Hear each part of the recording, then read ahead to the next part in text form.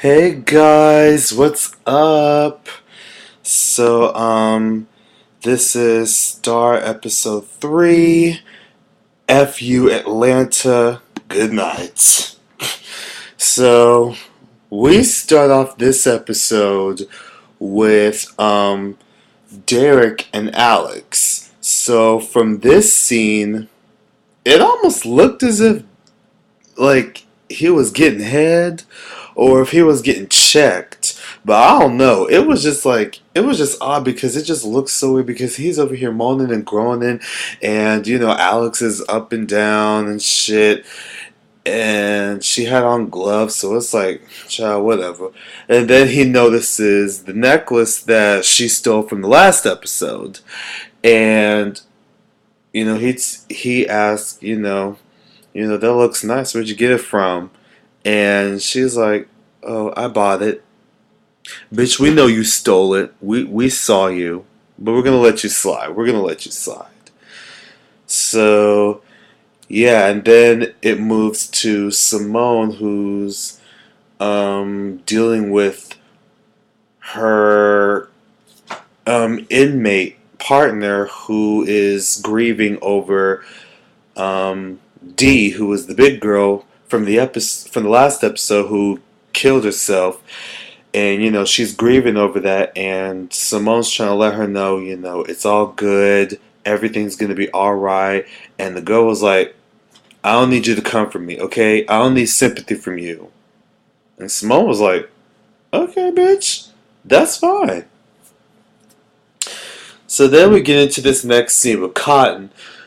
Cotton, she's in the shower and she's washing up, getting ready to head to work for Elliot on her first day, and she ends up having these wet dreams about her boo thing that she met up at the hospital. I was going to say hospital. I mean, in jail, of her quick memories of her having sex with that guy, which is like, okay, that's cute, but it's a little nasty, but it's cute.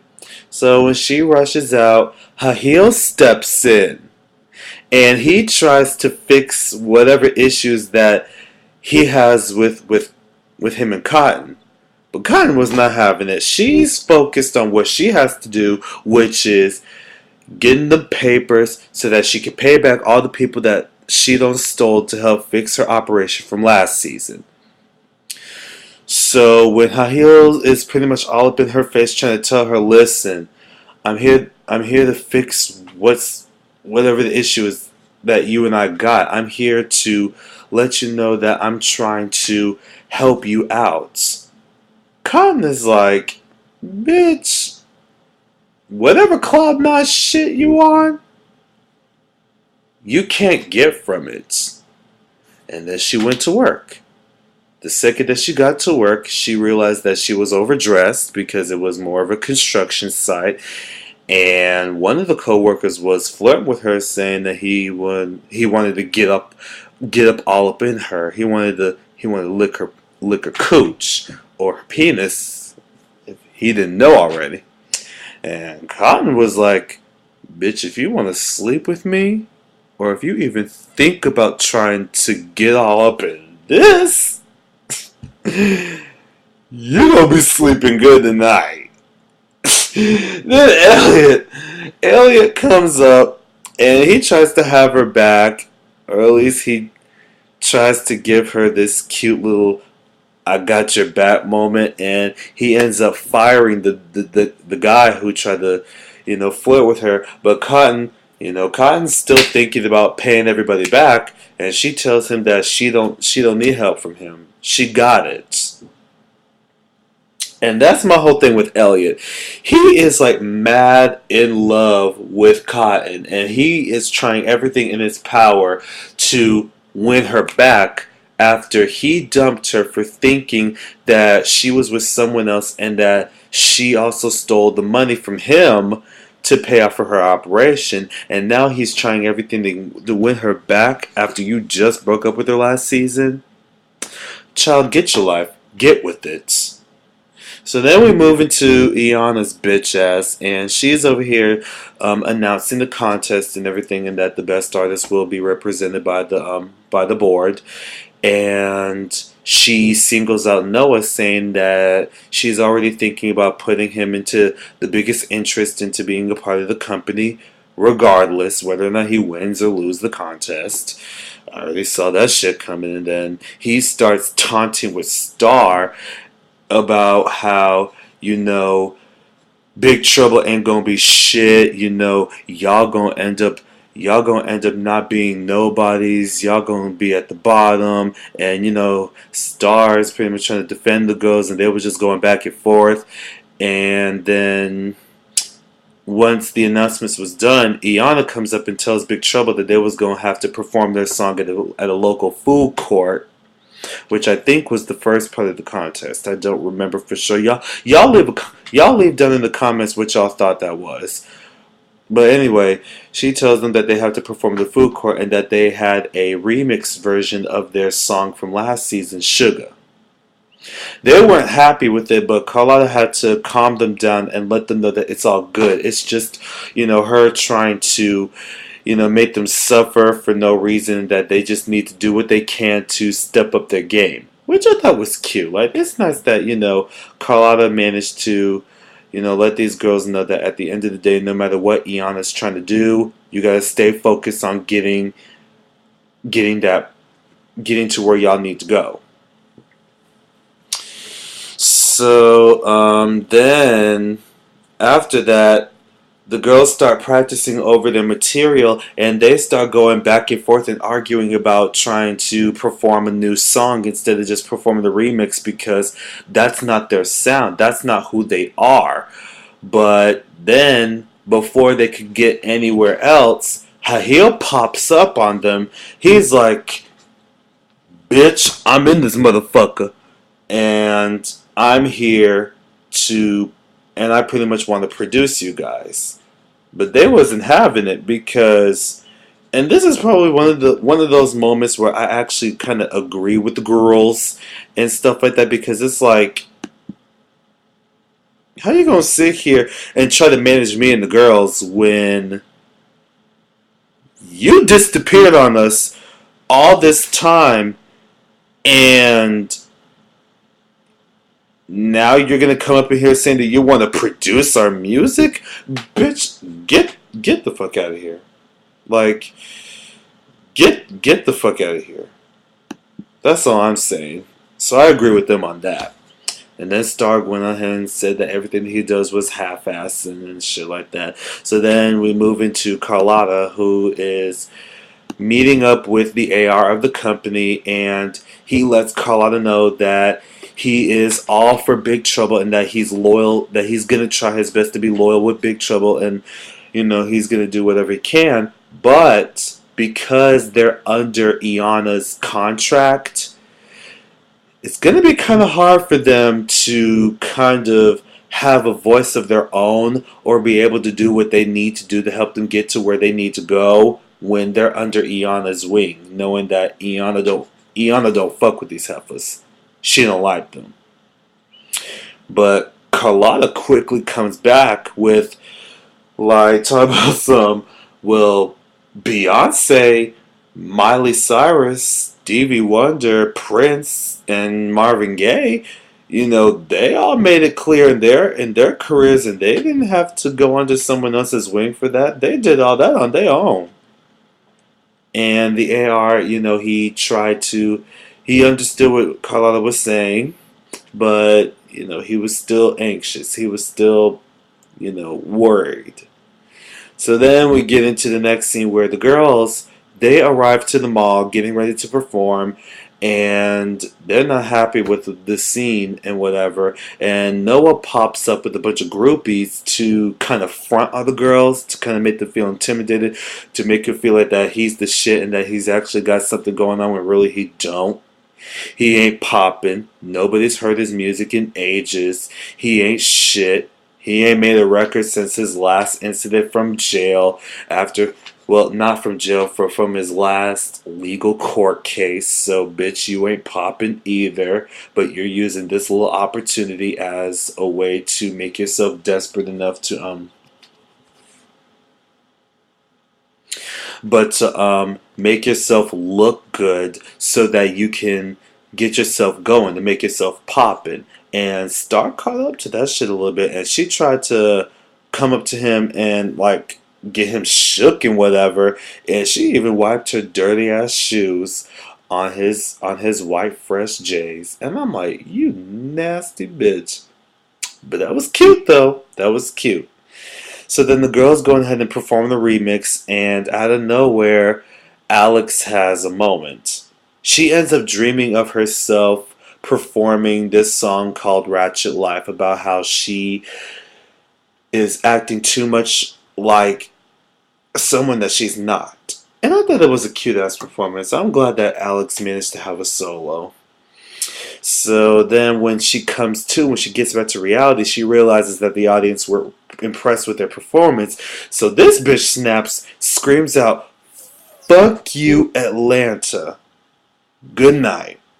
And slams the mic stand on one of the stereos, which causes a huge blackout at the mall. So then Iana gets in her feelings and she starts confronting Alex about the incidents and lets them know that, listen, this is not going to make you look good. If you think that how are you going to sit here and act like that you're going to impress a stadium when you can't even impress so much as a fucking food court audience? But Colada steps in and lets her know, it ain't no big deal. It happens. Let them live it through, and people will eventually forget all about it. So then that makes Iana think over something, and then she decides that she's gonna have Big Trouble perform on Good Day Atlanta with Noah. So they all excited and they all pumped up for it. So then later on, Star meets up with Noah, and my whole thing is like, oh my gosh, like, is this how they're gonna start off their relationship?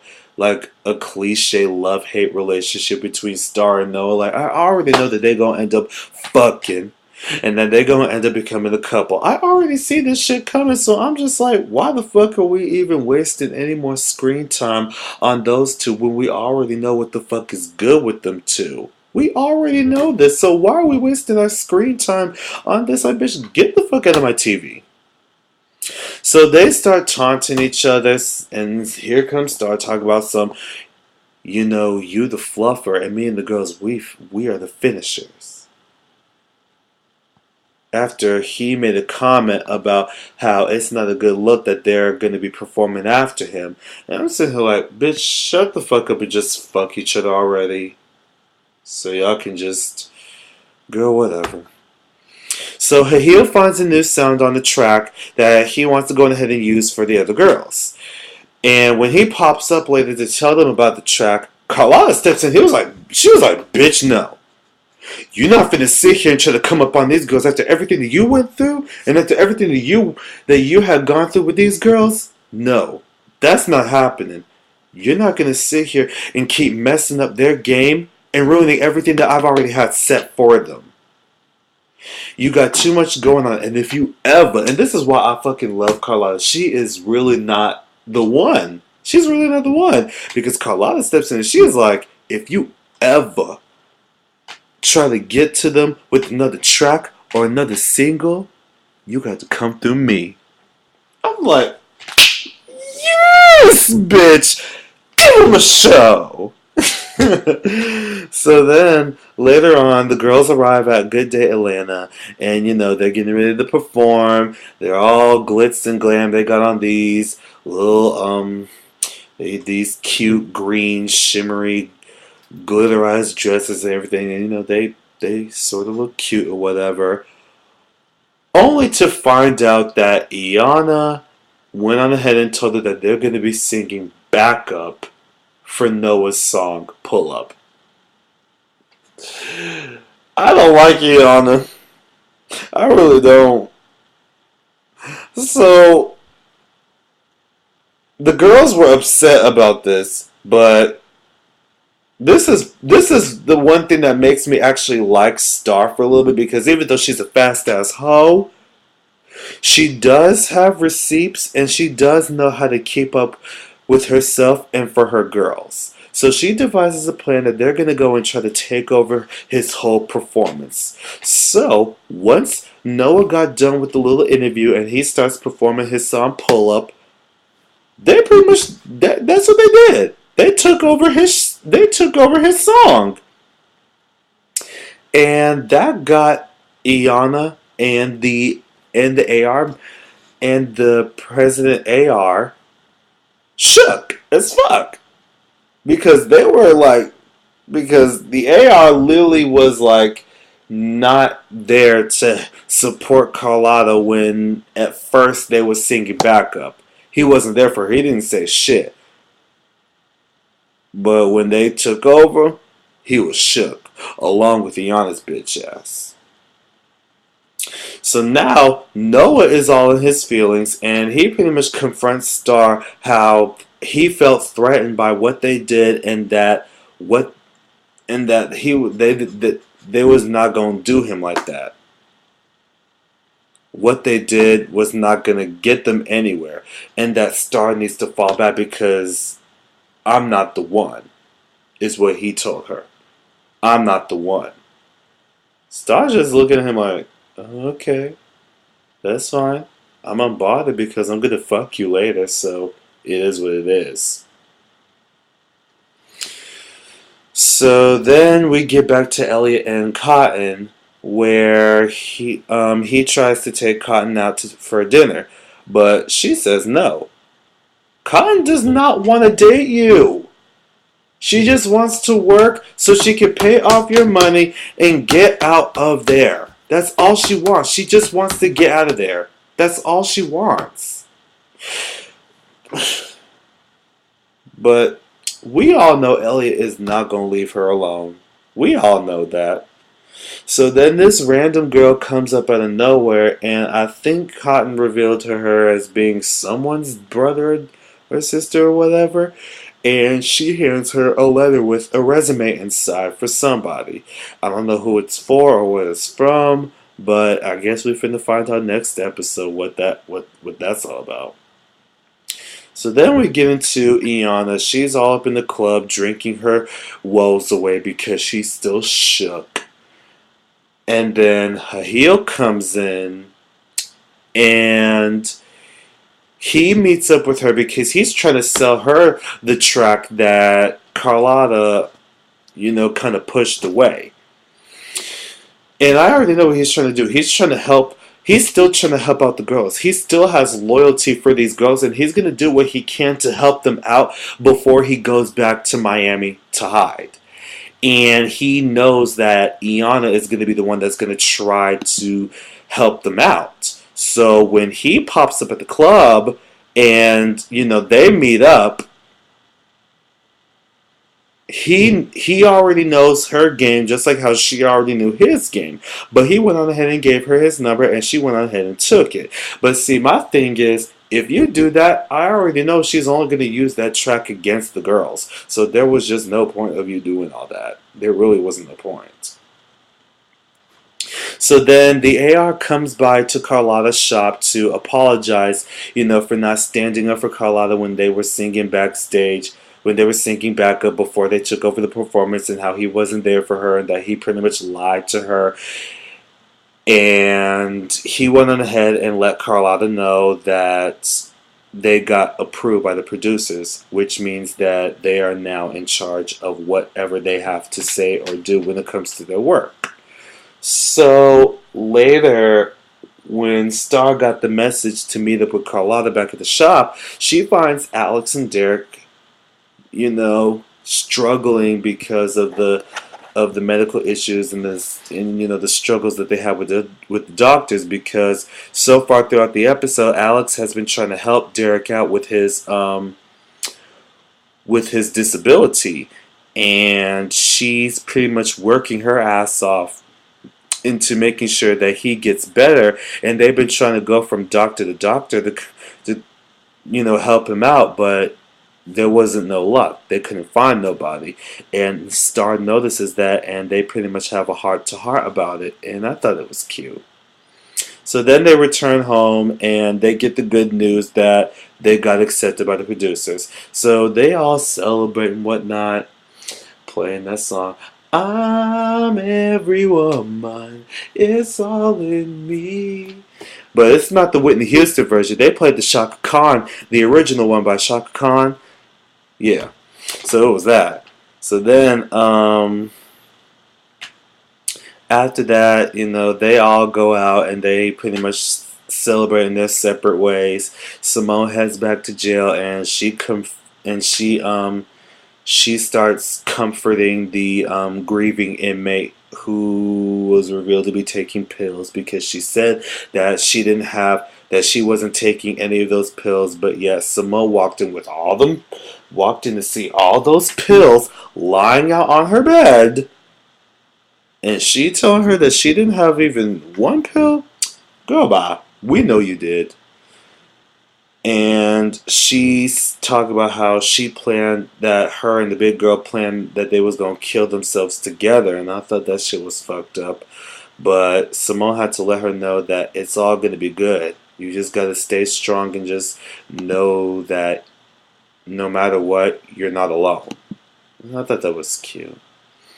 Then Alex is with Derek, and they pretty much are together, and pretty much they had sex, because even though she was unsure about it at first, because he's crippled from the waist down, she's unsure if they can even have sex again. But he lets her know real quick that even though he's paralyzed, his dick still works. And he's all like, come here, come closer, closer. And she starts getting all up close up to him, and she's all up in his dick, and she just starts moaning and screaming as if she had like an early orgy. She's just all like, ugh. And I'm just like, girl, no, stop. And then we get back to Noah and Star again. He's rehearsing his new song, and Star comes in, and she apologizes for what she did, and they start feeling up on each other. She got her hand in his dick, and he got his hand all up in her cooch and whatnot. They start making out and shit, and I'm like, see, that's all they had to do. They could have saved us all this camera time had they just went on ahead and fucked already. But then she walks off, leaving him excited in the middle of the studio. Bye. So then she comes back home with Carlotta just to find this man named Brody, who turns out to be Star's father, who has been looking for her after all these years. And I'm sitting here like, what the fuck? Is you serious? Like, is you really serious? Okay, like, whatever. But yeah, that's Star episode 3, FUA. Good night. I will see you guys again next week for episode 4. And tune in on Mondays and Fridays for my Tea Time with Xavier reaction videos. And I will catch you guys on the flip side. Bye.